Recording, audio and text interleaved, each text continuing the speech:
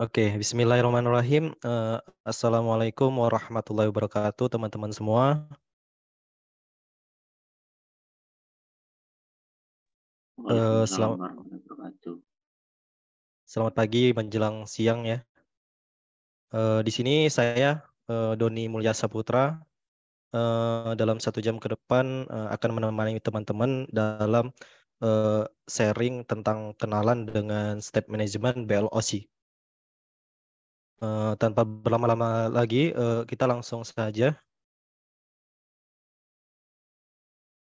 Oke, sebelum kita langsung ke inti pada sharing kali ini yaitu tentang BLOC, tentunya teman-teman itu harus tahu dulu ya apa itu state management. Nah, jadi state management ini adalah cara untuk mengelola dan memperbarui data yang dapat berubah di dalam sebuah aplikasi. Nah, jadi dengan adanya state management, kita jadi lebih efisien dalam mengelola dan memperbarui state-state yang ada pada aplikasi kita.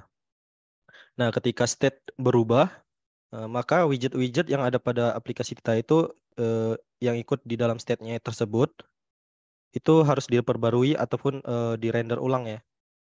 Jadi di-render ulang untuk menampilkan perubahan yang terjadi akibat dari state-state yang telah kita tentukan.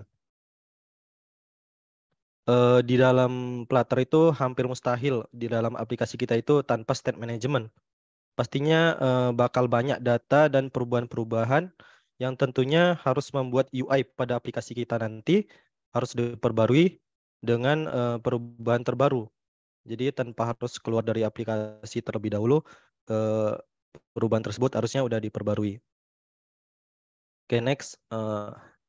Mengapa state management itu penting di dalam Flutter? Nah, bukan hanya di Flutter sih, di framework lain ataupun bahasa pemrograman lain itu state management itu ya memang sangat penting. Nah, Flutter itu adalah kerangka kerja UI yang responsif dan reaktif. Nah, jadi teman-teman tentunya sering tahu bahwasanya Flutter itu adalah everything is a widget. Nah, kenapa begitu? Ya, tentu saja hampir semua aspek pada aplikasi Flutter itu adalah sebuah widget. Nah, ketika aplikasi kita sudah lebih kompleks, maka bakal banyak widget dengan state yang saling terkait. Nah, tentunya tanpa bantuan pengelolaan state management yang baik, itu akan menyebabkan aplikasi kita itu sulit dipelihara ataupun di maintenance, dan tentunya itu akan sangat mempengaruhi performa aplikasi kita. Sehingga performa aplikasi kita itu menjadi buruk gitu ya. Oke, next. Itu tadi penjelasan singkatnya. Nah, kita ini udah langsung masuk aja ke BLOC-nya. Jadi apa itu BLOC? BLOC itu adalah singkatan dari Business Logic Component. Nah, jadi BLOC itu adalah pola arsitektur dan pendekatan state management yang populer dalam pengembangan aplikasi Flutter. Nah, di dalam Flutter itu state management sangat banyak.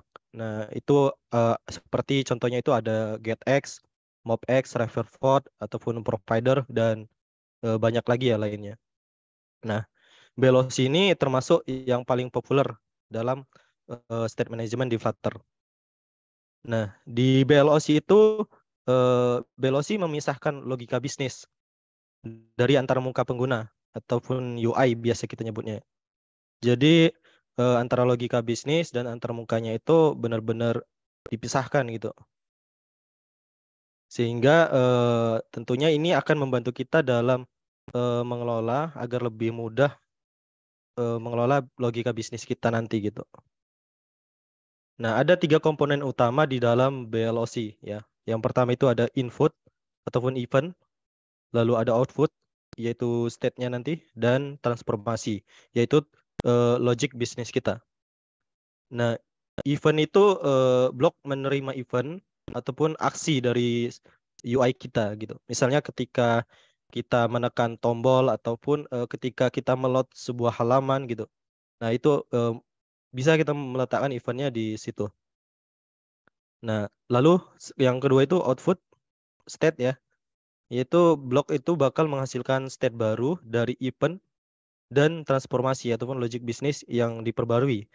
Nah, lalu itu akan mengirimkannya ke UI yang kita inginkan ataupun yang kita tentukan. Dan yang terakhir itu ada transformasi logic bisnis. Nah, blok itu memproses event dan mengubahnya menjadi state baru dengan menerapkan logika bisnis yang kita tentukan gitu. Nah, selanjutnya mengapa kita menggunakan BLOC? Jadi yang pertama itu kenapa menggunakan BLOC? Yang pertama itu ada split table ya.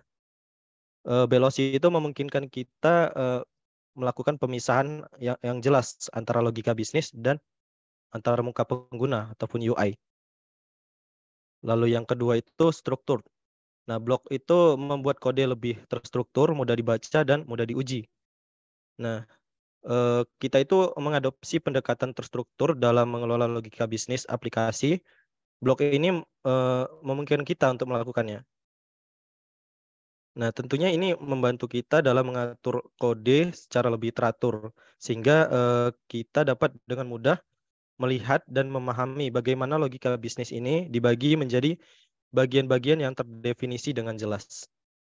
Lalu yang ketiga itu reusable. BLOC dapat digunakan kembali di berbagai bagian aplikasi, sehingga mengurangi duplikasi kode. Nah, dengan BLOC tentunya kita menghindari menulis ulang logika bisnis yang sama. Jadi misal nih, kita ada fitur A dan fitur B. Nah, sebenarnya logiknya itu sama aja gitu, tapi ternyata kita menuliskan ulang kode logiknya tadi. Jadi sewaktu-waktu ada error ataupun isu ya, nah kita mau nggak mau itu harus mengubah keduanya gitu ya. Nah, dengan sifatnya BLOC yang reusable ini, kita nggak perlu, kita cukup satu aja gitu kan.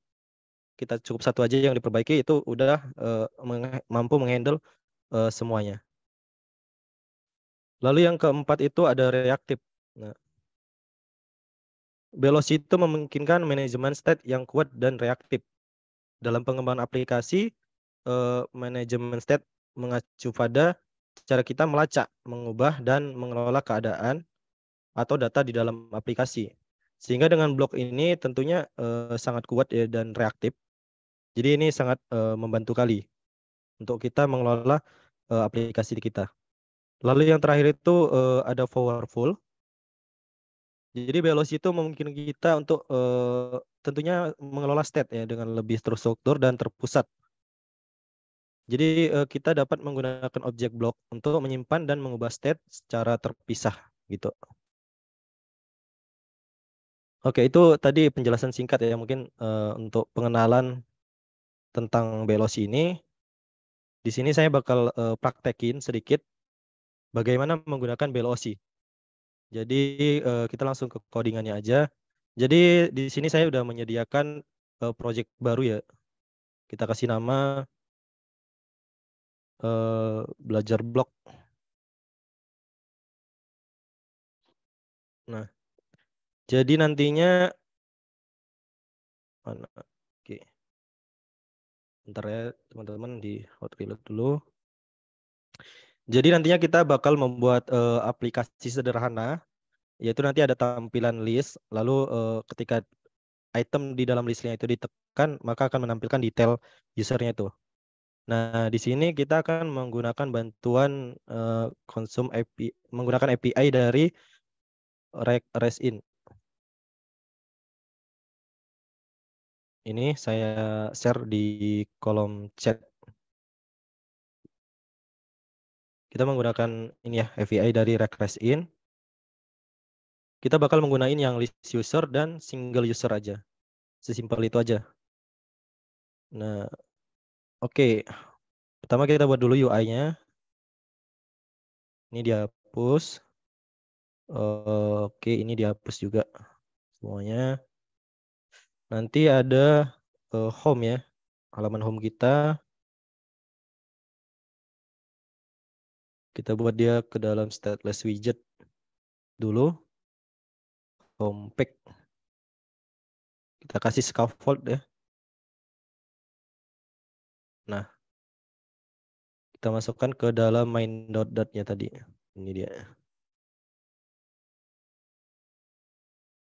Jangan lupa teman-teman import yang halamannya.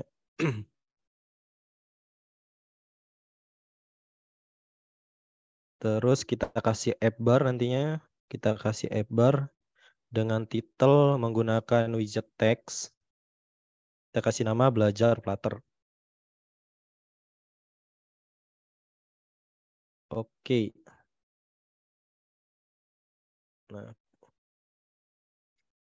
Nah, di halaman home ini nanti kita buat list view aja. List view. Kita kasih children. Nanti itemnya itu kita menggunakan list style. Di titelnya itu nanti kita bakal nampilkan nama user. Dan di subtitlenya kita bakal tampilkan emailnya.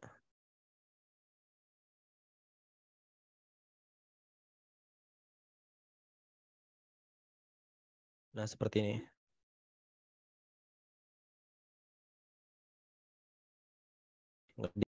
Oke, simpel aja gini aja nanti.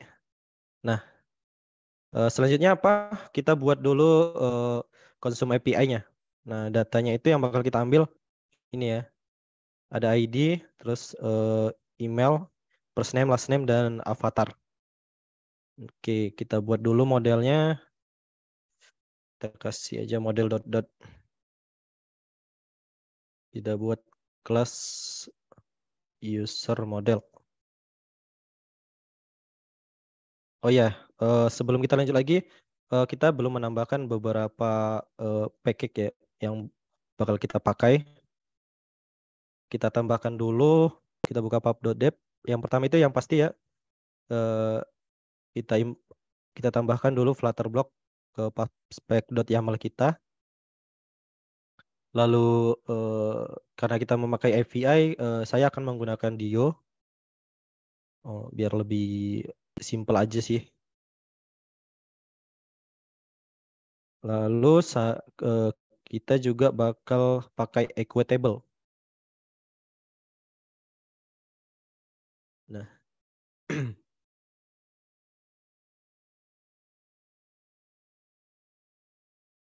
oke, sudah kita tambahkan. Terlanjut buat user modelnya. Jadi kita bakal menerima name, lalu ada email, dan satu lagi itu avatar ya. Oh, sama satu lagi ID-nya. ID-nya itu bentuknya integer. Oke.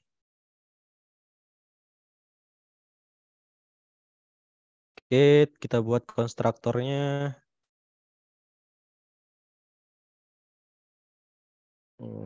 Kita pakai yang ini aja.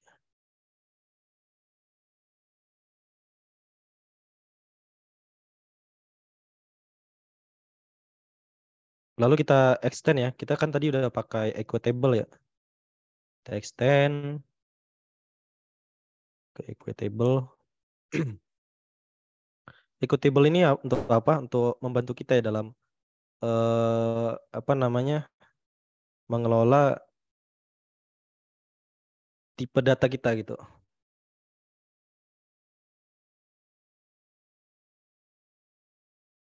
Sama avatar.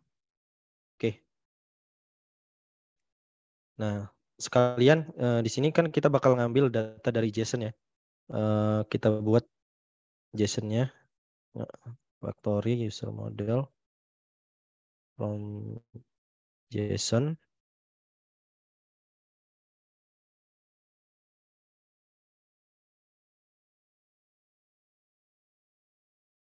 JSON. Oke, kita return dengan user model. Nah, untuk ID kita ngambil dari JSON ID ya. Ini ya JSON ID, terus name-nya JSON. Name-nya kita gabung aja antara first name dan last name-nya. Kita gabung. Gini aja. first name.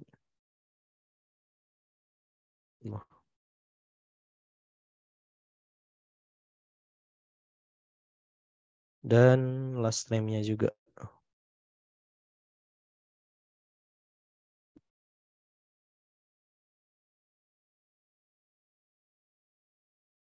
Lalu emailnya kita ngambil dari mana? Kita ngambil dari email. Lalu avatar kita ngambil dari avatar. Avatar. Oke. Oke, model kita udah jadi. Selanjutnya kita buat konsum API-nya ya. API.dot.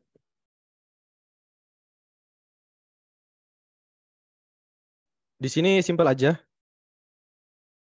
Kita buat kelas API service. Ya, kita kasih nama API service. Lalu kita buat static function aja. Karena kita ini nge-get users ya. Ini yang listnya. Maka ini akan mengembalikan list user model. User model.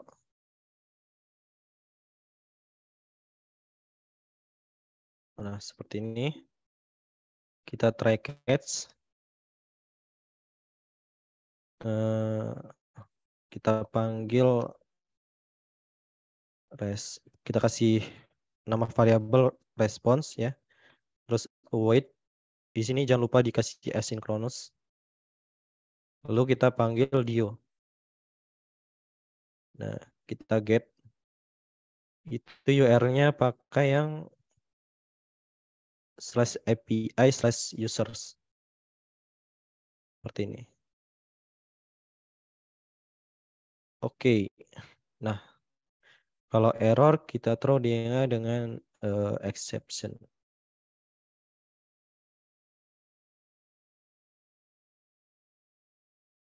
Nah, oke udah. Terus kita kembalikan ya ke dalam list user model. Jadi kita ambil response data ya. Kita bakal ngambil yang di parameter data aja. Di sini ya. Data. Ini adalah sebuah list ya. Kita udah pastikan ini adalah sebuah list. Itu. Kita map terus ke user model from JSON. JSON-nya itu dari E terus ditulis. Nah, udah simple gini aja teman-teman. Lalu kita buat juga yang untuk nge-get detailnya. Itu get user by ID. Ini akan membutuhkan parameter ID ya. Lalu akan mengembalikan user model. Nah, untuk URL-nya itu makanya ini seperti ini. Kita tambahin aja di sini $ID. Oh ya, ini tampilan VS Code-nya udah lumayan besar atau masih kekecilan nih teman-teman? Udah cukup kelihatan ya? Oke. Berarti ini bakal mengembalikan user model from JSON response data. Nah, kita ambil yang data. Ya. Oke, untuk consumer API-nya simpel aja kayak gini aja ya. Kita nggak usah ribet ya karena kita fokusnya ke belajar bloknya. Oke, untuk ininya udah. Selanjutnya apa? Selanjutnya kita ke bloknya. Oh iya, sebelum kita buat ya. Di sini saya biasanya menggunakan extension dari VS Code itu namanya Veloci ya. Ini untuk membantu kita dalam membuat struktur awal dari Veloci kita gitu. Jadi saya sangat rekomendasikan teman-teman untuk pasang extension ini. Nah, kalau di text editor lain ataupun di IDE itu ada tuh enggak ya? Kayaknya ada sih ya harusnya. Oke, kalau udah pakai extension itu untuk membuat velocity itu sangat gampang ya. Misal kita arahkan ke folder yang bakal kita letakkan velocity-nya. Nah, klik kanan aja. Terus itu nanti paling bawah itu ada NeoBlock ataupun NeoQubit kalau teman-teman pakai Qubit.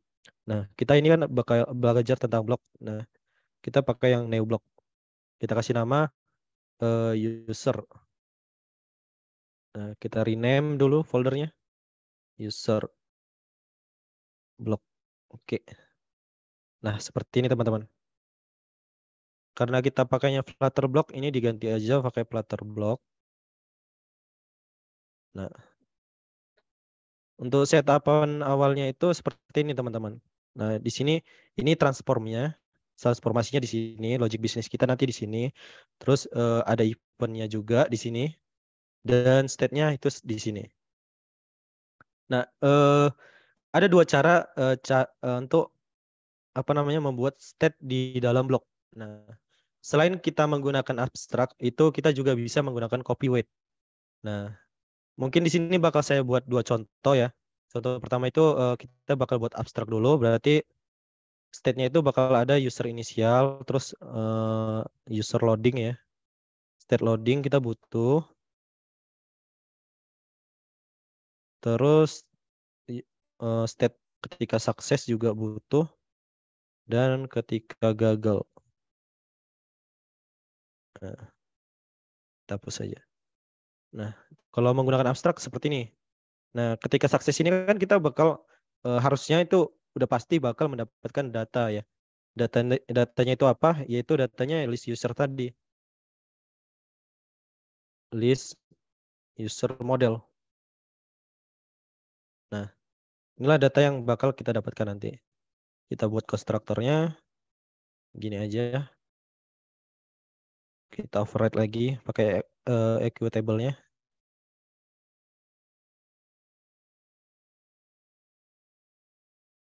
Nah, seperti ini.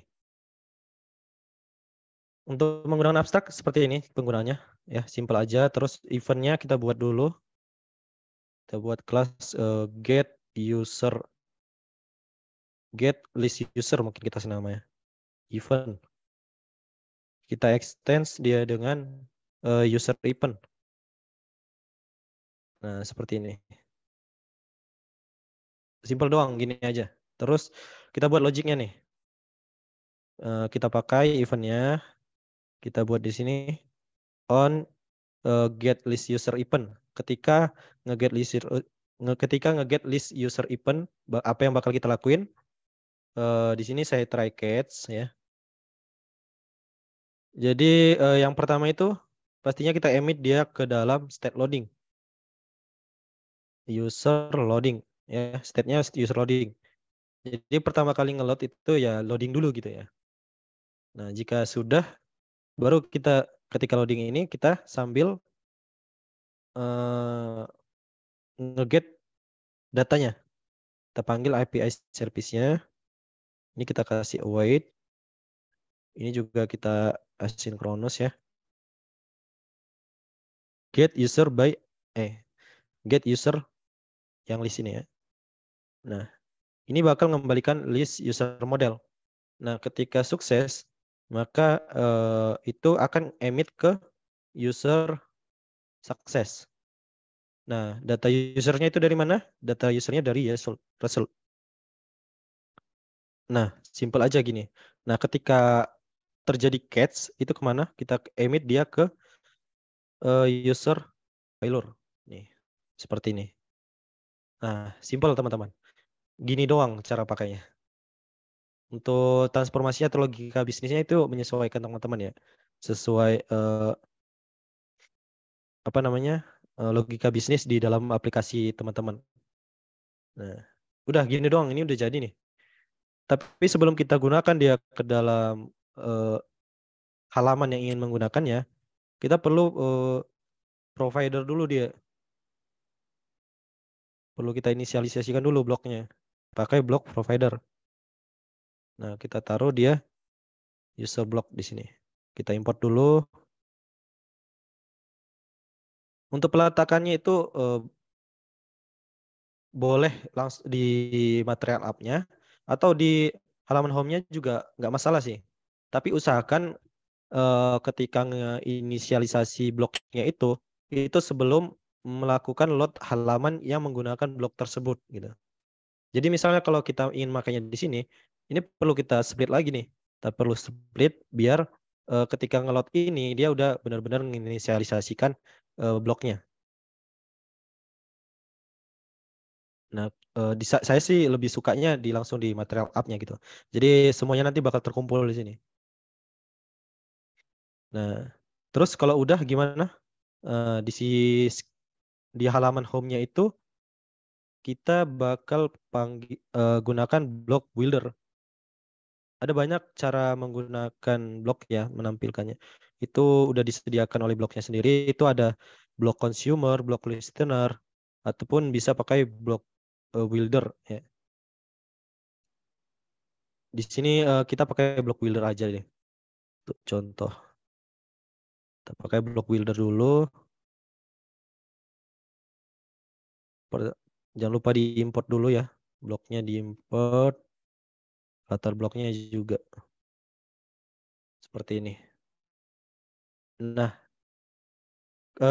jadi ketika ngeload halaman ini idenya itu kita memanggil ataupun melakukan event ya. Jadi di sini saya butuh convert stateless widgetnya ke dalam stateful widget. Nah, jadi ketika ngeload berarti itu ketika init state ya. Ketika init state kita panggil nih eventnya nih, event dari bloknya. Nah, caranya itu eh, ada dua. Kalau kita lihat di dokumentasinya itu ada dua, mana ya? Nah, kita bisa langsung pakai extensionnya context.read ya. Context.read nama bloknya. Atau teman-teman bisa pakai block provider of bloknya gitu. Tapi saya biasanya lebih suka ini sih. Pakai context.read. Gitu. Kita pakai itu aja dulu. Nah, di sini saya pisah aja. Kita point get data ya. Misalnya namanya. Nama bloknya tadi apa? User block. Kita add ya. Event ya. Nah, kita taruh nih eventnya di sini nih. Get list user event gitu. Nah, jadi ketika nge-init state itu akan nge-get data dulu. Nah, seperti ini. Nah, ini sebenarnya udah jalan nih teman-teman. Ini sebenarnya udah jalan. Kita coba dulu, kita refresh ya. Kita reload.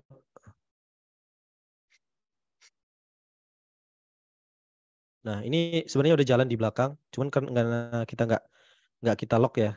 Coba kita lock dulu di API service-nya di sini ya. Kita lihat datanya. Lock dollar response.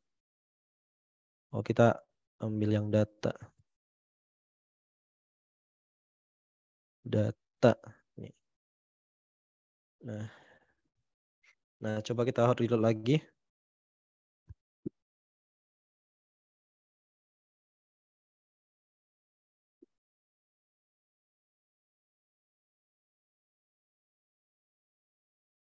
Bentar, ini kok belum muncul. Ketika ini state kita get data. Bener ya?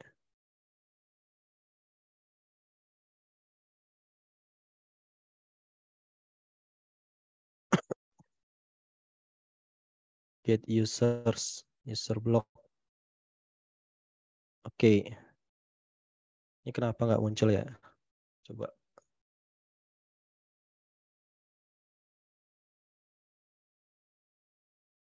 Hmm.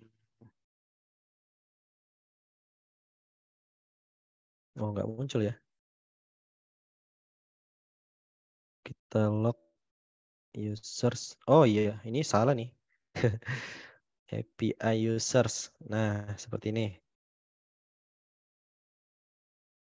Tadi nggak kita lihat ya catch-nya itu apa gitu. Nggak kita lock tadi, jadi nggak kelihatan di debug konsolnya. Ini harusnya udah tampil nih. Soalnya yang kita lock itu cuman ini tadi. Nah, udah dapet ya. Nah, udah tampil datanya. Oke, berarti itu harusnya udah masuk ke dalam state user success. Nah, tadi yang pertama kita gagal itu berarti masuknya tadi ke user failure. Nah, jadi ini udah bisa kita panggil, udah bisa kita gunakan nih. Kita buat logiknya seperti ini misalnya.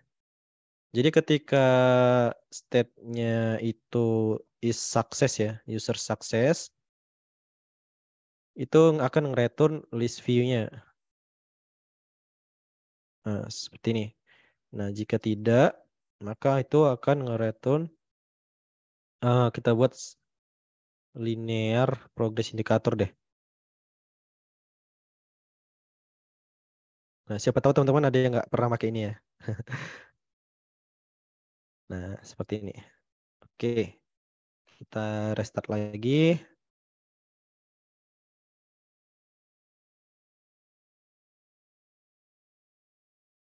Nah, oke, kelihatan ya teman-teman ya. Nah, selanjutnya kita ubah datanya ya. Di list view-nya itu eh, datanya itu ngambil dari state users. Kita map dia, terus kita jadiin list. Kenapa kita harus tulis dulu? Karena kalau nggak kita tulis dulu itu ini masih jadi iterable gitu. Nah ini masih jadi iterable. Jadi kita harus tulis dulu. Nah seperti ini. Nah udah muncul ya. Selanjutnya kita tinggal ganti aja datanya ya. Ini pakai name. Lalu ini email. Nah sudah dapat datanya. Terus kita tampilin deh gambarnya. Biar agak cakep dikit. Ini. Kita pakainya apa ya di sini ya? Prefix atau apa nih? Nggak usah pakai leading, pakai suffix kalau nggak salah ya. Oh bukan. Pakai leading, selected shape. Oh pakai trailing. Nah ini ya bakal ngambil dari network URL. Eh avatar ya. Nah seperti ini. Nah udah dapat ya datanya teman-teman. Nah di sini saya juga bakal ini sih tambahin refresh indikator ya biar kelihatan. Kita gunakan on refresh-nya. Kita buat ini bakal nge-get data. Nah, kenapa saya pisahkan tadi? Tujuannya nih ya, biar nggak buat-buat lagi nih kita. Kita tuh cukup panggil aja get data nih. Nah, nah, oke kelihatan ya teman-teman ya state-nya. Nah, ketika loading dia nampilkan linear progress indicator. Ketika sukses dia nampilin ini. Nah, simpel aja seperti itu teman-teman. Selanjutnya kita bakal contohin juga ketika menggunakan membuat state menggunakan copy with. Nah, ini kan pakai abstrak nih. Nah, kita buat contoh untuk yang pakai copy with. Jadi idenya kita buat halaman lagi, halaman detailnya ya. Stateless widget, detail, user pack. Kita kasih scaffold, kita kasih bar lagi. Detailnya kita buat detail user. Nah, seperti ini. Berarti di home-nya, di list style-nya ini kita pakai parameter on tab-nya.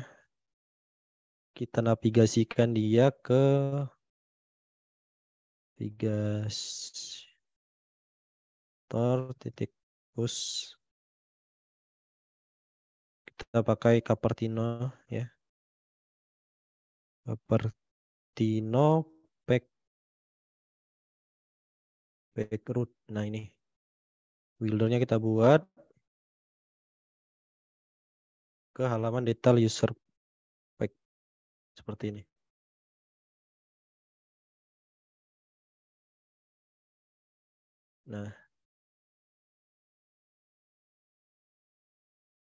Nah, ketika kita nge-get detailnya itu kan tadi kita butuh parameter ID ya.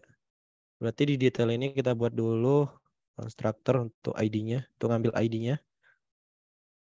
ID, ini ya kita kasih required aja. Oke. Ini ngambil dari data titik ID. Oke.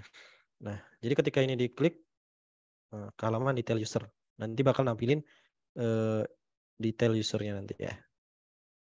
Kita buat bloknya. Ya. Kita kasih nama detail. Gitu aja. Ini detail blok. Oke, jadi gimana cara pakai state yang copy with ya. Jadi kita nggak pakai abstrak lagi nih. Kita hapus abstraknya. Nah, jadi kita itu pertama ya butuh parameter status pasti. Nah, kita buat statusnya pakai enum aja. Kita buat enum. Kita kasih nama detail state status. State-nya apa aja? Pertama ada inisial, lalu ada loading, lalu ada success juga, dan file kita panggil, kita buat ini statusnya, tipenya detail status. Lalu kita juga butuh user model ya, datanya. User. Untuk kita buat null label dulu, karena ketika diinisialisasi ini bakal jadi null dulu. Gitu. Kita buat konstruktornya di status awalan defaultnya itu adalah detail status inisial ya. Lalu yang user seperti ini. Oke. Selanjutnya bagaimana? Selanjutnya kita buat dulu factory-nya untuk inisialisasinya. Kita buat dia detail state. Sebenarnya bebas nih penamaannya. Ini hanya penyamaan. Tapi biasanya saya gini sih nama ini. Detail state inisial. Terus kita return detail state-nya yang default. Nah ini fungsinya untuk apa? Ini kita taruh di sini nih. Untuk inisialisasinya. Kita pakai ini. Tab. Oke. Nah ini jangan lupa ya teman-teman. Ini ganti aja pakai Flutter block. Nah. Selanjutnya apa lagi? Oke, factory-nya udah. Selanjutnya kita buat copy with nih. Bagaimana cara buatnya? Gini caranya. Simple aja gini. Nih, gampang nih. Kita buat copy with. Terus ini untuk data default-nya. Kita return dengan detail state. Ya. Ini ada apa aja. Kita copy aja dari sini. Kita hapus finalnya. Kita ganti titik komanya dengan koma. Ini no label. Terus kita isi status sini jika nol pakainya this status. Yang user juga ketika nol makanya yang defaultnya yaitu nol juga. Nah, selanjutnya kita masukkan ke equal-table-nya user. Ini objeknya kita buat bisa nol label ya. Oke, jadi gini teman-teman cara memakai COVID. Nah, sama aja nih. Cuman bedanya itu ya kalau abstrak class kan kita buat kelasnya masing-masing ya. Biasanya itu kalau logiknya itu hanya simple gitu ya, state-nya simple doang gitu. Aku lebih rekomendasikan itu pakai Copywith sih. Ya. Tapi kalau memang benar-benar kompleks gitu kan, banyak state-nya gitu ya. Ya, itu lebih bagus pakai yang abstrak sih. Nah, oke, selanjutnya apa? Kita buat dulu eventnya. Eventnya itu sama aja cara buatnya. Berarti get detail user event. Kita kasih nama ya. Kita extend dia dengan detail event. Nah, kita butuh parameter ID ya berupa integer. Nah, kita buat konstruktornya. Udah gini doang. Eventnya udah jadi ya teman-teman. Terus kita buat logiknya nih. Ketika on get detail user event, maka itu bakal nge-try catch ya. Ketika catch-nya gagal, kita emit dia ke state di coffee with. Statusnya itu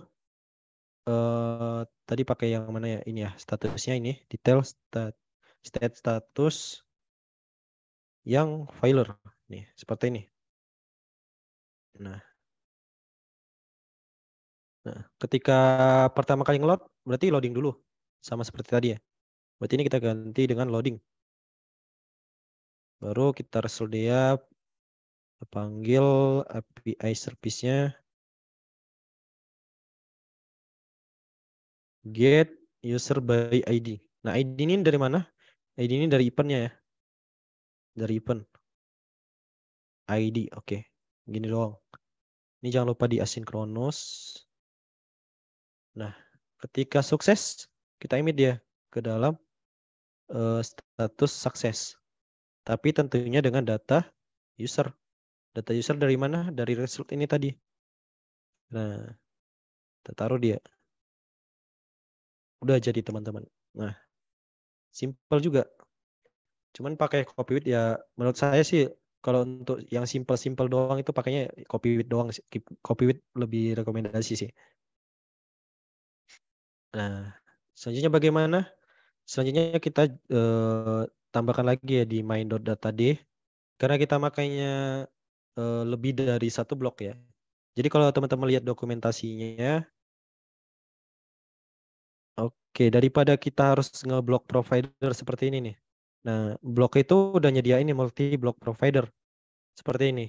Nah, jadi ini kita ganti dengan multi block provider. Ini kita ganti dengan provider. Ini kita hapus aja dulu. Nah, tinggal kita panggil ini. Seperti ini caranya, sama. Nih, ada dua ya. Pertama itu yang user block. Dan yang kedua itu detail block. Nah, udah kita inisialisasikan nih. Oke, selanjutnya kita buka halaman detail.dat kita tadi. Di sini kita convert dia ke dalam stateful widget. Jadi ketika nge-init state, dia nge-get data.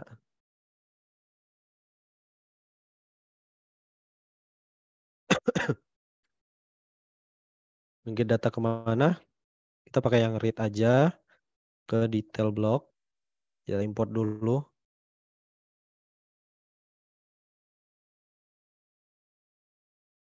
Kita panggil event yang ini tadi. Get detail user event. Nah, get detail user event ini butuh ID. Nah, ID-nya dari mana? Dari sini tadi. Kita panggil aja widget ID. Seperti ini. Kita tinggal ginikan aja. Get data. Oke, udah jadi. Nah, coba kita log lagi ya. Kita lihat datanya beneran dapat belum. Kita buat di sini. Nah, coba kita hot reload lagi.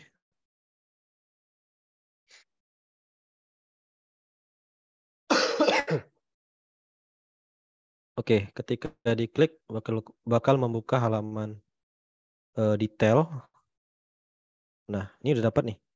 ID-nya 1, namanya George. Ya benar ya, yang kita klik itu George. Kalau kita klik Janet, maka tampil si Janet. Nah, selanjutnya kita buat dulu dia ya di bodinya. Nanti bakal nampilin kolom sih. Kolomnya ini kita center dulu, kita taruh tengah, terus kita kasih children, kita tampilin image.network-nya, terus namanya, nama, dan email. Nah, gini aja. Nah, ini kita gunakan block provider ya, block builder. Atau kalau teman-teman mau lihat nih cara pakai block consumer juga boleh nih. Saya buatin. Ini kita komen dulu ya, biar kelihatan cara pakainya. Nah, jadi di sini kita bisa ketika state titik status itu sama dengan detail state status loading. Nah, misal kita buat dia nampilin scaffold messenger of context, terus kita panggil snack bar ya. Snack bar. Kontennya kita kasih teks aja.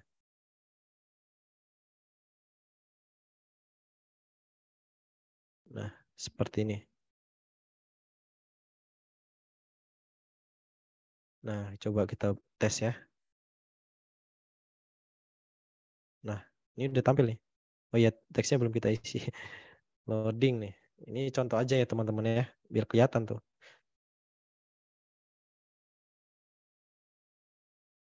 Nah, seperti ini. Nah, itu kalau pakai block consumer. Biasanya tuh nampilin ini sih, nampilin state loading seperti dialog loading. Ya. Cuman di sini kita nggak pakai sih, kita pakainya block builder aja. Kita ganti dia ke block builder. Detail block. Oke. Nah, ketika statusnya itu sama dengan detail status sukses, maka akan nge-return ini.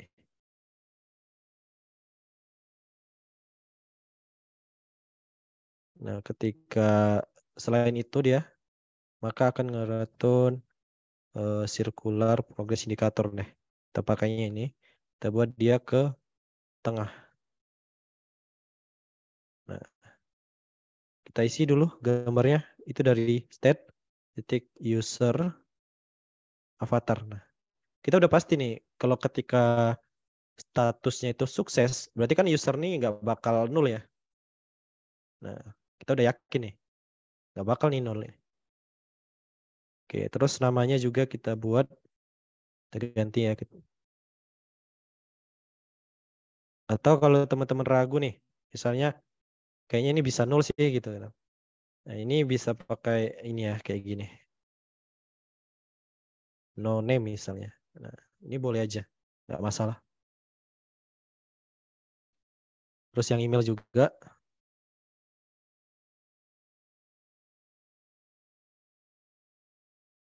Email. Oke, udah jadi.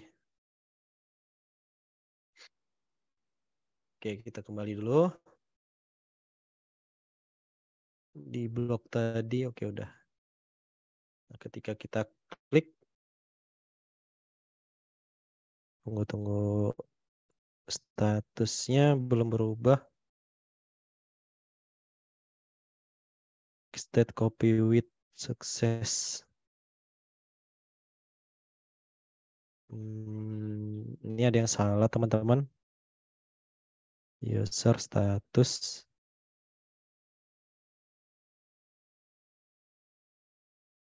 Oh, mungkin di eventnya ya.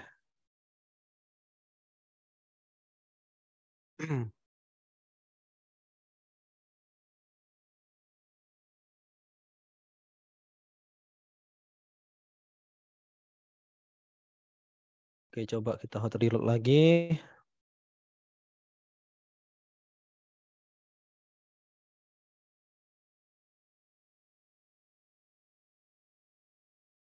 Kita klik misalnya si EP ini.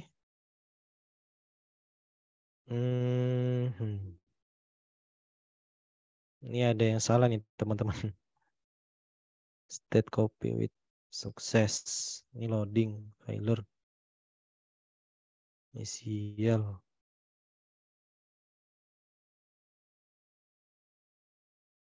Di state-nya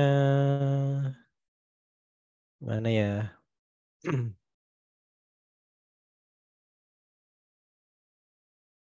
Sukses. Teman-teman mungkin ada yang lihat salahnya di mana? Oke, statusnya nggak sukses berarti. Coba kita log sih. Kita log. Kita lihat errornya.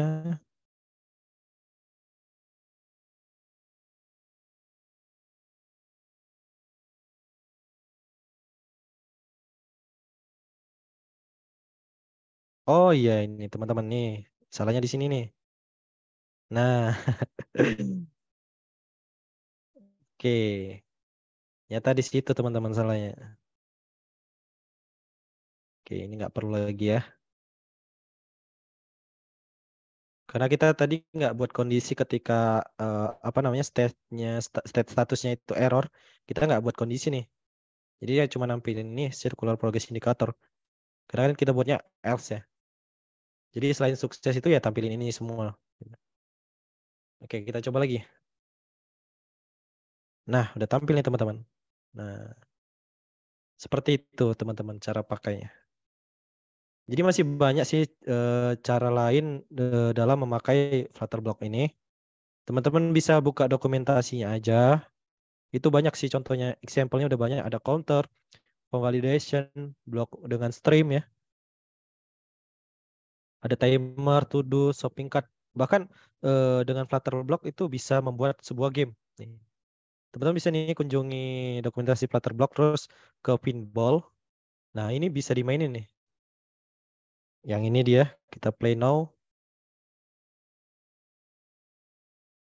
Jadi Flutter tuh, keren kali sih Flutter ini. Nah ini nih dibuat nih. Teman-teman pasti tahu lah game pinball itu ya gimana. Nah, seperti ini kita play coba.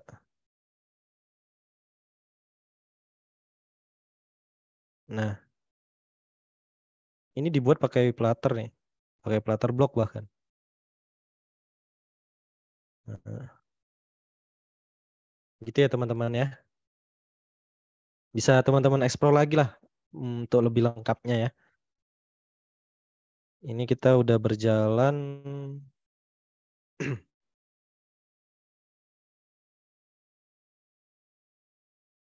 udah hampir 1 jam ya.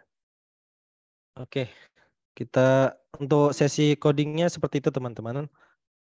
Oke, selanjutnya kita masuki aja ke sesi tanya jawab ya. Udah waktunya nih. Silakan teman-teman.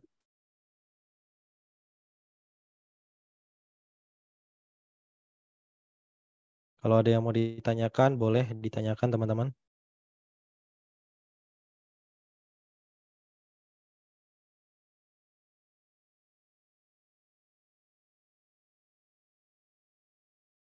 Halo, halo. Masuk dari tadi suara masuk kan?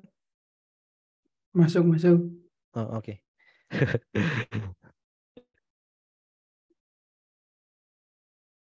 Oke, silakan teman-teman kalau ada yang mau ditanyakan. Ini kita juga ada Mas Udin nih, senior saya nih. Bukan, saya orang lain.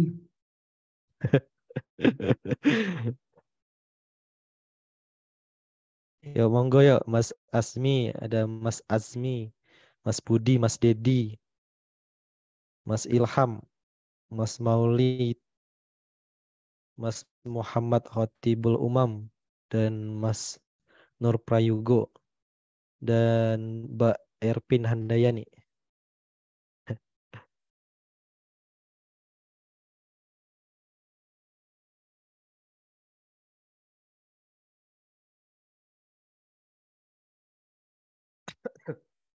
Kurang lebih ya aku kasih berapa menit ya?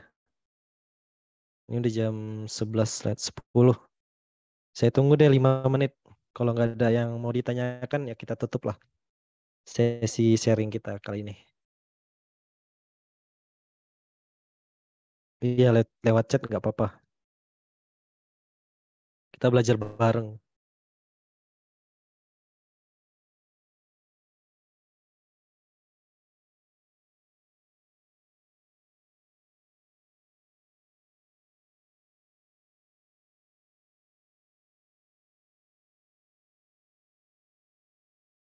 Iya. Saya tunggu sampai 11:15. Mas Doni, mungkin ini bantu tanya teman-teman ya. Mungkin Iya. lebih jelasin lagi tadi tentang di copy with itu gimana Mas Doni, Oh, biar dijelaskan lebih ini sih alurnya gitu. oke.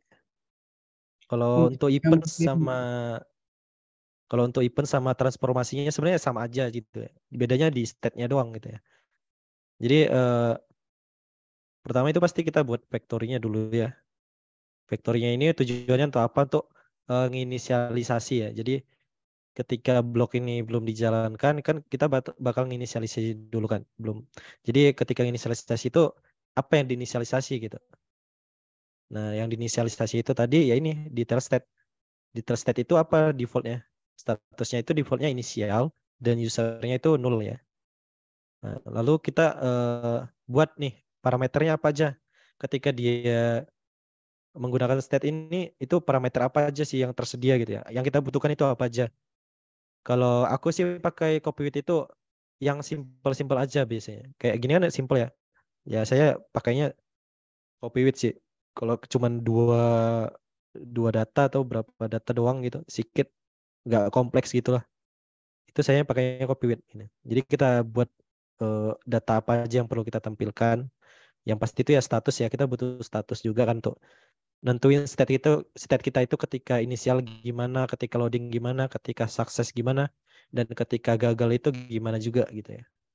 Yang pasti itu status terus selanjutnya ya tergantung teman-teman. Misalnya bisa juga nambahin failure ya.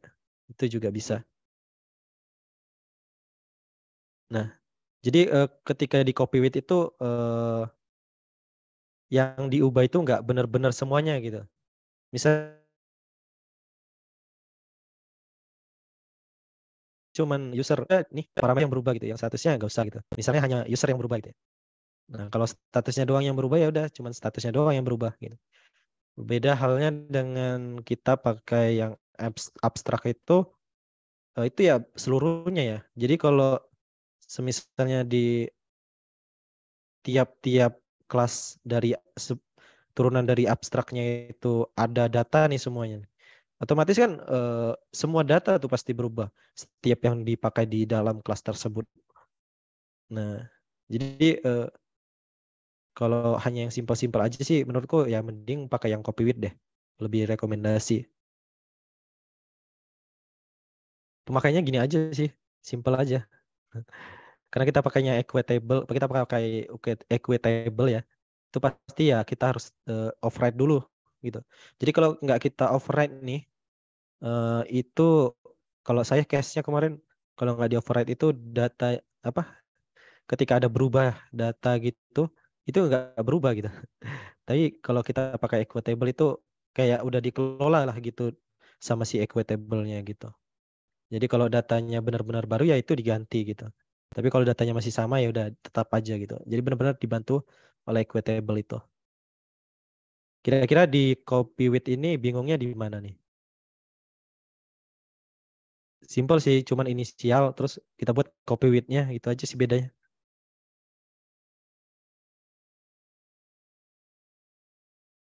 Gimana Mas Udin kira-kira? Aman-aman, aman. Aman ya? Ayo, ini udah tak contohin tanya. Ayo yang lain.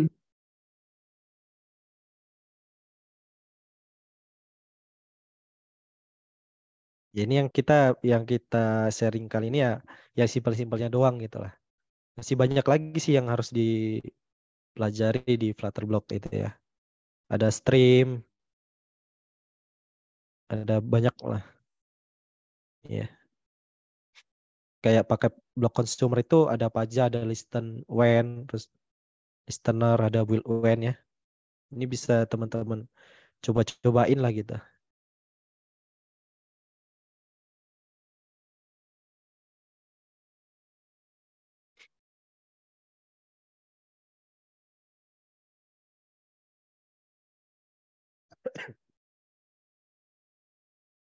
Mas Udin pernah Mas pakai ini Mas, Leji nih Mas. Aku belum pernah pakai ini. Kenapa, Mas? Ini Mas, pakai Leji pernah Mas? Belum. Belum pernah Eh, pakai DC. Iya, aku juga belum pernah nih. Itu apa nih?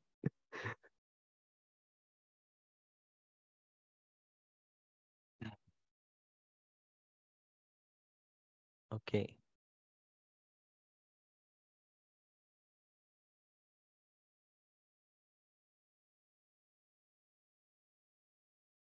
Oke, mungkin cukup ya teman-teman semua ya. Mungkin nggak ada lagi yang mau ditanyakan. Atau misalnya malu-malu ya nanti bisa tanyalah di grup Sekolah Flutter itu bebas juga mau nanya apa aja. Terus mau request materi apa juga untuk kedepannya juga boleh request aja di grup. Oke, saya rasa udah cukup ya teman-teman semua untuk sesi sharing Sekolah Flutter episode ke-11 kali ini. Mungkin kita sudahi aja karena mengingat kita udah 1 jam lebih juga ya bersama. Kita sudahi, nggak ada lagi yang mau ditanyakan ya teman-teman ya.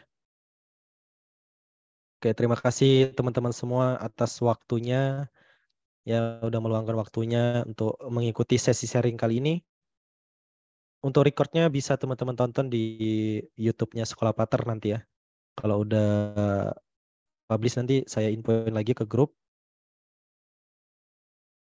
Mungkin cukup sekian. Terima kasih teman-teman semua. Saya akhiri ya. Assalamualaikum warahmatullahi wabarakatuh. Selamat siang teman-teman semua. Selamat siang. Mm-mm.